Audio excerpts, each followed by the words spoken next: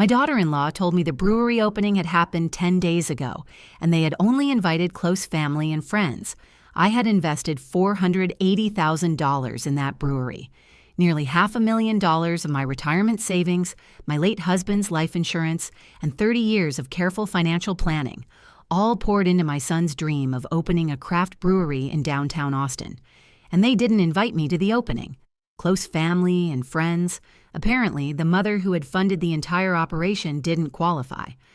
I was sitting in my living room when Stephanie, my son Derek's wife of 6 years, casually dropped this information into a phone conversation. "How was the opening?" I had asked, assuming it was coming up soon. Derek had mentioned something about mid-October, and here we were in late October. I thought I had missed an update about the date. "Oh, it was wonderful," Stephanie gushed. "The turnout was amazing. Derek's college friends came, my parents flew in from Seattle, even my sister brought her new boyfriend. The craft beer community really showed up too. We had over 200 people." 200 people? Yes, it was incredible. The local newspaper did a feature. There were photographers everywhere. Derek gave the most beautiful speech about following his dreams. When was this? 10 days ago. Didn't Derek tell you? No one told me anything. A pause. Oh. Stephanie's voice shifted, becoming that particular tone she used when she was pretending to be apologetic, while actually being quite pleased with herself. "Well, it was a small event, just close family and friends, very intimate." "You just said there were 200 people." "Well, yes, but they were all close family and friends. You know how it is." "I invested $480,000 in that brewery, Stephanie. I'm Derek's mother. How exactly am I not close family?" Another pause. "I'm sure there was just some confusion with the invitations. You know how hectic things get during event planning. Derek probably thought I had invited you and I thought he had. These things happen." "These things happen," I repeated flatly. "Anyway, I have to run. We're meeting with a distributor this afternoon. I'll have Derek call you later." She hung up before I could respond, and I sat in my living room, staring at the phone, trying to process what had just happened. 10 days ago. They had celebrated the opening of the brewery I had funded, with 200 people, including Stephanie's parents who had contributed nothing, including her sister and her sister's new boyfriend, including college friends and craft beer enthusiasts and newspaper photographers, everyone except the woman who had made it all possible. My name is Vivian Okafor. I am 67 years old. I was born in Enugu, Nigeria, and I came to America at 23 with a nursing degree and $400 in my pocket. I spent 40 years working as a registered nurse, then a nurse practitioner, then a nurse manager at one of the largest hospitals in Texas. I raised 2 children after my husband James died when Derek was 12 and his sister Amara was 8. I paid for their educations, their first cars, their wedding down payments. I did everything a mother is supposed to do. And when Derek came to me 3 years ago with his dream of opening a craft brewery, I did what mothers do. I believed in him. I supported him. I wrote him a check for $480,000. Let me tell you about that $480,000. It wasn't money I had lying around. It wasn't excess wealth I could afford to lose. It was everything. My retirement fund. $280,000 accumulated over 40 years of maximum 401k contributions and careful investing. James's life insurance, $150,000, money I had been saving for emergencies, for medical bills, for the uncertainties of aging. My savings account, $50,000, the cushion I had built for my final years. When Derek asked for the investment, he presented me with a beautiful business plan, projections, market research, a timeline for profitability. "This is my dream, Mom," he said, his eyes shining with the enthusiasm I remembered from when he was a little boy telling me about his latest adventure. "I've been working toward this my whole life. The craft beer market is booming. I know I can make this work." "That's a lot of money, Derek. More than I've ever spent on anything." "I know. And I wouldn't ask if I didn't believe in this completely. But this isn't just about money. It's about building something, a legacy, something I can pass on to my kids someday." "And what about Stephanie? What does she think?" "She's fully on board. She's going to handle the marketing and events. We're going to run this together." I looked at my son. This man I had raised, had sacrificed for, had loved with every fiber of my being, and I made a decision. "I'll do it," I said, "but I want a formal agreement, a contract that specifies my investment and my ownership stake." "Of course, Mom. We'll make it official. You'll be a 30% owner, silent partner but fully protected. And I want to be involved. Not in the day-to-day operations, but in the major decisions. I want to know what's happening with my investment." "Absolutely. You'll be the first person we call with every update." He hugged me. He told me he loved me. He told me I was the best mother in the world. And then he took my money, and I didn't hear from him for months at a time. The first year was full of excuses. "Sorry I haven't called, Mom. We're so busy with construction." "The permits are taking forever. I'll update you when there's something to report." "Stephanie's handling the communications. I'll have her send you a progress report." The progress reports never came. I would call and Derek would be in a meeting or dealing with a supplier issue or just about to call you back. Stephanie would answer sometimes, her voice dripping with false sweetness, and tell me that everything was on track and I shouldn't worry my pretty little head about the details. My pretty little head. The head that had managed a nursing department of 50 people. The head that had raised 2 children alone while working full-time. The head that had accumulated $480,000 through decades of discipline and sacrifice. But sure, I shouldn't worry my pretty little head. By the second year, I had started to suspect that something was wrong. Derek's calls became even more infrequent. When I asked specific questions about the brewery, about budgets, timelines, staffing, he became evasive. "It's complicated, Mom. You wouldn't understand the craft beer industry." "I understand numbers, Derek. I managed a multi-million-dollar department budget for 15 years. This is different. There are nuances." "What nuances? Show me the books. Let me see where my money is going." "Mom, you're a silent partner. That means you trust us to handle things."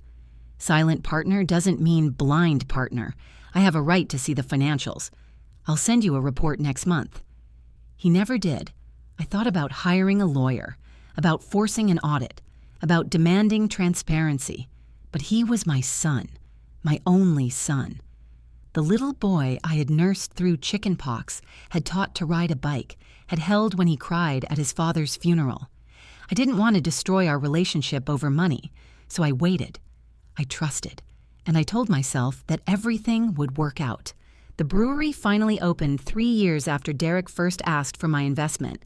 I know this because I saw it on Facebook, not because anyone told me, because Stephanie posted photos with the caption, "Grand opening. Dreams come true when you work hard and believe in yourself. So grateful for everyone who came to celebrate with us." I scrolled through the photos. Derek behind the bar, beaming. Stephanie in a designer dress, holding a champagne glass. Her parents looking proud and proprietary. Her sister, her sister's boyfriend. Cousins I had never met.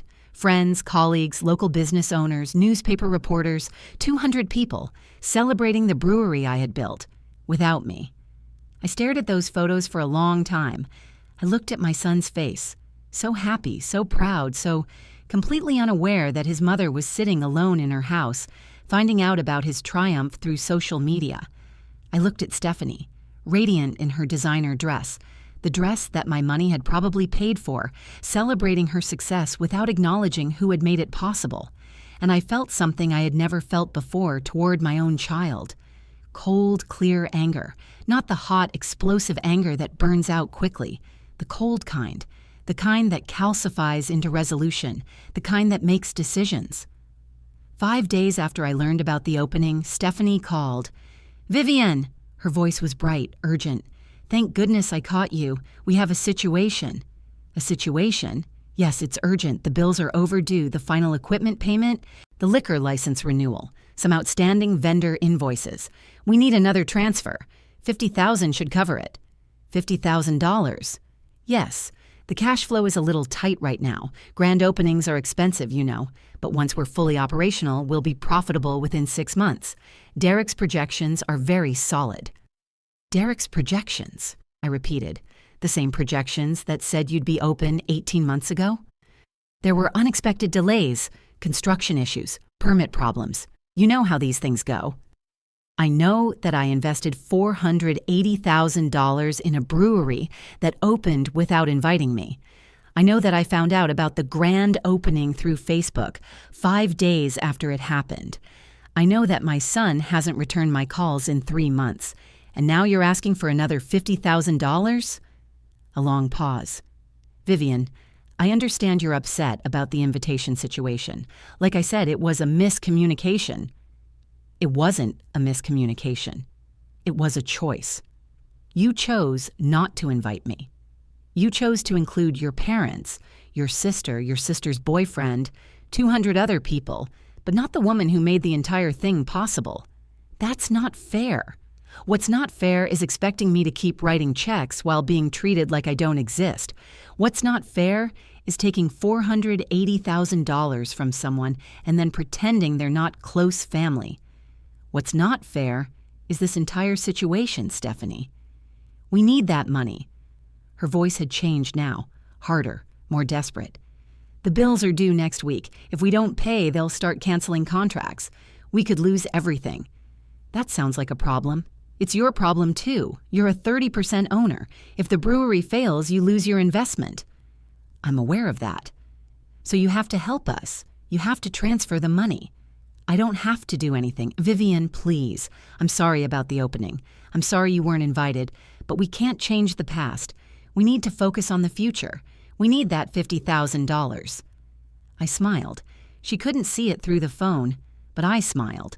Because I had been waiting for this moment. I had been preparing for it since the day I saw those Facebook photos. Stephanie, I said, my voice calm and steady, I want you to listen very carefully to what I'm about to say. Okay. I'm not transferring any more money, not $50,000, not $5,000, not 50 cents. But I'm not finished. I am, however, going to exercise my rights as a 30% owner of this business, rights that are clearly specified in the partnership agreement that Derek signed 3 years ago. What rights? The right to a full audit of all financial records, the right to inspect the premises, the right to be present at all major business decisions, and the right to call a partnership meeting to discuss the removal of the managing partners if I believe they're acting against the interests of the business. Silence. You can't do that. I can. It's in the contract. Paragraph 7, Section 3. I've read it many times over the past few days. I've also had my lawyer read it. She says my position is quite strong. You hired a lawyer? I hired a lawyer and an accountant. They'll be conducting a full audit of the brewery's finances starting next week. If they find that money has been mismanaged, misappropriated, or stolen, I will pursue legal action. If they find that the business is viable but has been poorly managed, I will exercise my right to restructure the partnership. And if they find that I've been systematically excluded from a business I own 30% of, I will consider that a breach of our agreement and act accordingly. Derek won't allow this. Derek doesn't have a choice.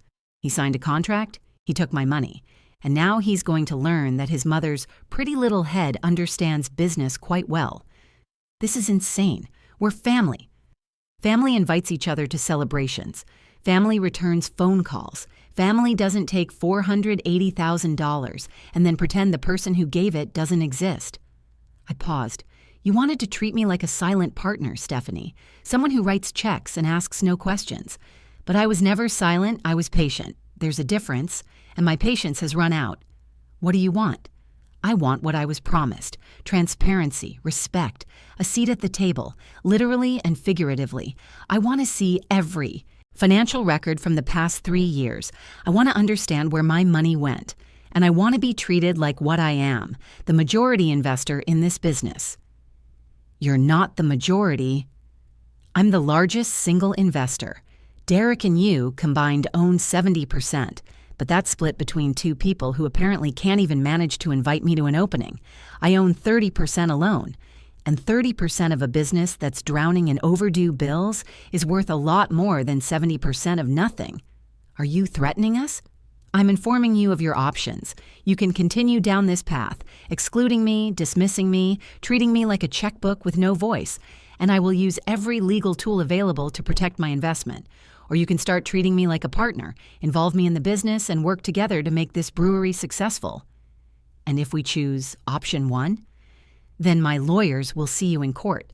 And I should mention, I've been documenting everything, every ignored phone call, every dismissive conversation, every social media post from an event I wasn't invited to. If this goes to court, Stephanie, it won't just be about money. It will be about how you and my son have treated me.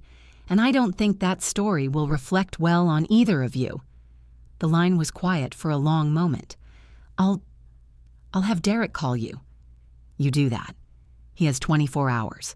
After that, my lawyers start the audit with or without his cooperation. I hung up, and for the first time in 3 years, I felt like myself again. Derek called 4 hours later. Mom, what the hell is going on? Hello, Derek. Nice to hear from you. It's been 3 months. Stephanie said you're threatening to sue us? To take over the business? What is this? This is me protecting my investment. Your investment is fine. My investment is $480,000 in a business that's already asking for another $50,000 to cover overdue bills. That doesn't sound fine to me. It's just cash flow. Every new business has cash flow issues. Every new business also includes its investors in major events. Every new business keeps its investors informed. Every new business doesn't treat $500,000 like a gift with no strings attached. I meant to invite you to the opening. I really did. Things got hectic, and Stephanie was handling the guest list, and you didn't think about your mother once. Not when you were planning. Not when you were sending invitations. Not when 200 people showed up and I wasn't among them. You didn't think about me at all. That's not true. Derek, when was the last time you called me? Silence. I don't know. A few weeks ago. 3 months. It's been 3 months since we spoke. And even then, it was only because I called you 5 times until you finally picked up. Before that, it was 2 months. Before that, 6 weeks. You've taken $500,000 from me, and you can't be bothered to pick up the phone. I've been busy. Everyone is busy. I was busy for 40 years while raising you and your sister alone. I still managed to call my mother every week. I still managed to remember birthdays and holidays and important events. Being busy is not an excuse for treating your mother like she doesn't exist. Mom, I'm sorry, I am. But this legal stuff, it's too far. We're family. We can work this out. Can we? Because from where I'm standing, we haven't been family for 3 years. We've been investor and recipient, checkbook and user. I provide money, you provide excuses and silence. What do you want me to do? I want you to treat me like your mother. I want transparency about where my money has gone. I want involvement in the business I own 30% of. And I want an apology, a real one, not the half-hearted, sorry you're upset version you've been offering. And if I give you all that, you'll call off the lawyers? If you give me all that, genuinely, I'll consider it. But the audit is happening either way. I need to know where my money went. That's non-negotiable. The money went into the brewery. Construction, equipment, licenses, inventory. Then the audit will confirm that and we'll move forward. But if the audit shows something else, personal expenses charged to the business, money unaccounted for, funds diverted to things that have nothing to do with brewing beer, then we'll have a different conversation. Another silence. This one longer, more frightened. Mom, there might be some irregularities. My heart sank. What kind of irregularities? Stephanie, she handles the finances. I haven't been paying close attention.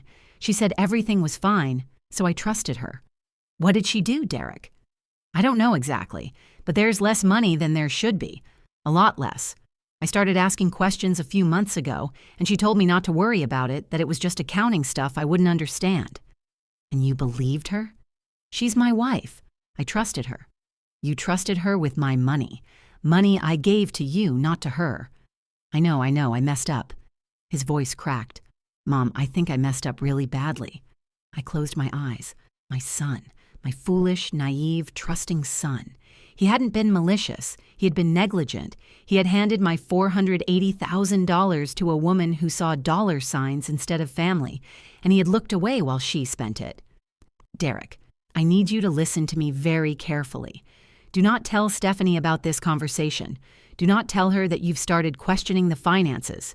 act normal. Let my lawyers and accountants do their work, and when we have the full picture, we'll decide what to do together." "You think she's been stealing?"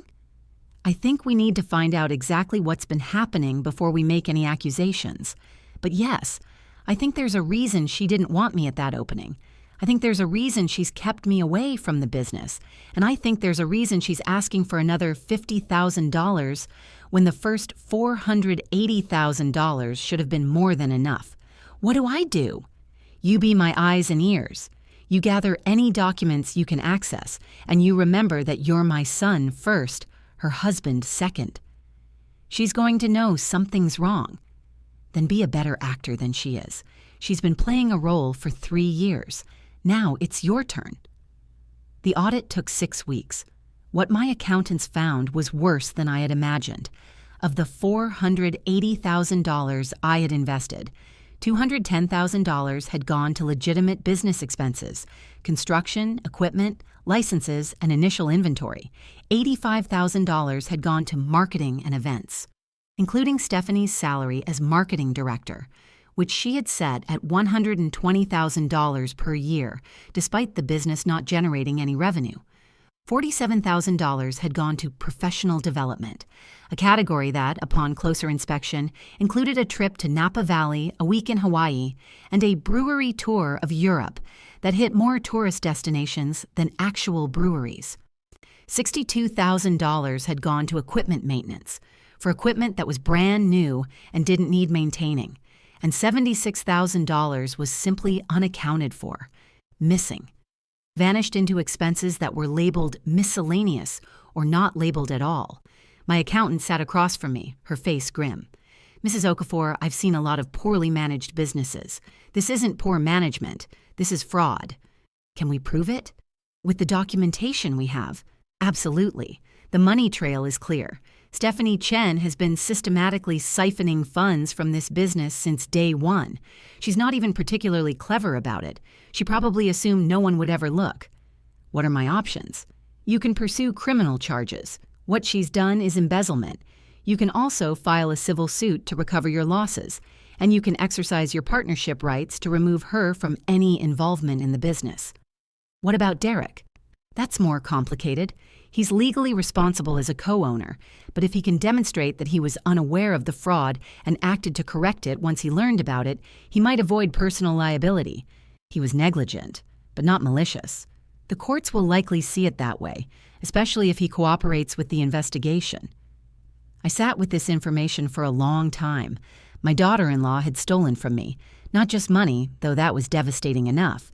She had stolen my trust, my son's attention, my place in my own family. She had looked at me and seen not a mother-in-law, not a partner, not even a person, just a source of funds to be exploited. "Do it," I finally said. "All of it. Criminal charges, civil suit, partnership action. I want her out of that business and I want my money back." "And your son?" "My son and I will have a long conversation, but he stays. For now."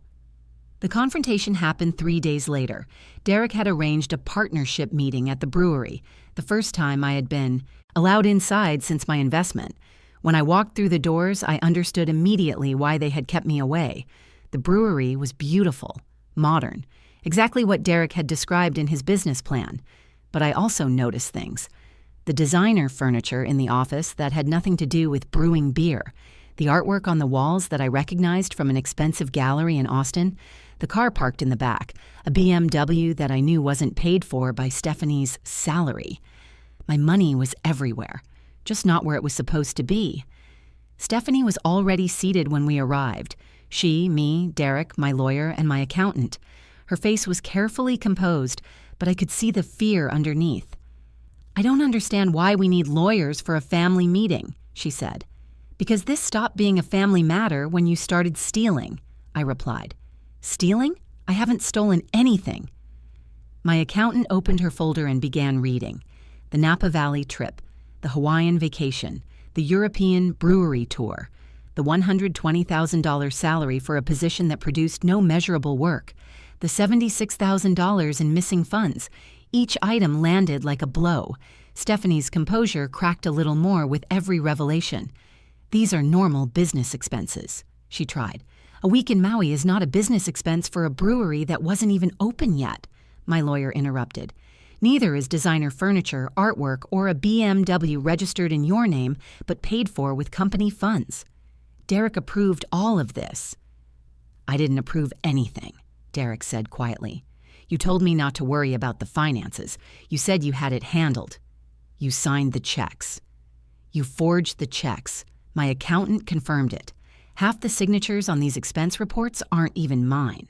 Stephanie's face went white. "That's not... You can't prove..." "We can prove everything." I leaned forward. "We have documentation. We have bank records. We have the forged signatures analyzed by a handwriting expert. Stephanie, this is over. The only question now is how bad it's going to get for you." "I want a lawyer." "That's your right. But while you're lawyering up, here's what's going to happen. You're going to be removed as a partner in this business. You're going to repay every dollar you stole. And yes, if you don't have it, we'll pursue your personal assets. And you're going to face criminal charges for embezzlement and fraud." "Derek?" She turned to her husband, her voice desperate. "You can't let her do this. I'm your wife." Derek looked at her. I saw the exact moment he stopped seeing his wife and started seeing the person who had used him. "Were you ever going to tell me?" he asked. "Were you ever going to stop? Or were you just going to keep taking until there was nothing left? I did this for us. You did this for you. The vacations, the clothes, the car. I didn't ask for any of that. I just wanted to brew beer. I just wanted to build something, and you turned it into a scam." "It wasn't a scam. You stole from my mother, Stephanie, from the woman who raised me, from the person who believed in me enough to invest everything she had." Derek's voice broke. "How could you do that?" Stephanie had no answer, because there was no answer. There was only greed and entitlement and the assumption that she would never be caught. She was wrong. The legal proceedings took 8 months. Stephanie pleaded guilty to embezzlement to avoid a trial. Her lawyer had apparently explained that the evidence was overwhelming and a jury would not be sympathetic. She was sentenced to 2 years in state prison and ordered to pay full restitution. The BMW was sold. The artwork was auctioned. Her personal savings, what little she hadn't already spent, were garnished. She wouldn't be able to repay everything. The court acknowledged that, but she would spend the rest of her life trying. Derek filed for divorce. It was uncontested. Stephanie didn't have much to argue about from prison. He got the brewery. I got my partnership stake, increased to 40% as part of the settlement. And together, we got a chance to start over. The brewery reopened 6 months after Stephanie's sentencing. This time, I was there. Not just invited, honored. Derek gave a speech about the journey, about the mistakes, about the lessons learned. He talked about trust, about family, about the mother who had believed in him even when he didn't deserve it. "I want to thank someone who should have been here 2 years ago," he said, his voice thick with emotion. "My mother, Vivian Okafor. She invested in this dream when it was just an idea. She waited patiently while I ignored her, dismissed her, took her for granted. And when everything fell apart, she didn't walk away. She fought for this business. She fought for me. She fought for us." He raised his glass. "To Mom, the real founder of this brewery. I love you." The crowd applauded. I cried. And for the first time in years, I felt like I had my son back. It's been 3 years since the reopening. The brewery is thriving. We've expanded twice, won several regional awards, and become a destination for craft beer enthusiasts across Texas. Derek runs the day-to-day operations. I handle the finances. Personally, with regular audits and complete transparency. We talk every day, not about business, about life, about his daughter, my granddaughter, who was born last year to Derek, and his new wife, a woman who treats me like family because she understands what family means. Sometimes, late at night, I think about Stephanie. I wonder if she's learned anything in prison. I wonder if she understands what she destroyed. I wonder if she regrets the choices that cost her everything, her marriage, her freedom, her future. Then I remember her voice on the phone that day. "The bills are overdue. Did you transfer the money?" She saw me as a checkbook, an ATM with emotions she could manipulate, a pretty little head that wouldn't ask questions. She was wrong about all of it, and she paid the price. If this story resonates with you, share it with someone who needs to hear it. Drop a comment telling me where you're watching from and whether you've ever had to fight for what was rightfully yours. Like and subscribe for more stories about family, betrayal, and the mothers who refuse to be taken for granted. We only invited close family and friends. That's what my daughter-in-law said about the opening of the brewery I had funded with $480,000. Close family, but not me. Not the mother who had made it all possible. A few days later, she called asking for more money. "The bills are overdue. Did you transfer the money?" I smiled. "No, but my lawyers will be in touch." She thought I was a silent partner, someone who wrote checks and asked no questions, someone with a pretty little head that wouldn't understand business. She was wrong. I understood business well enough to catch her stealing, well enough to send her to prison, well enough to take back what was mine. We only invited close family and friends. You should have invited me, Stephanie, because now I own 40% of this brewery, and you own nothing but regret.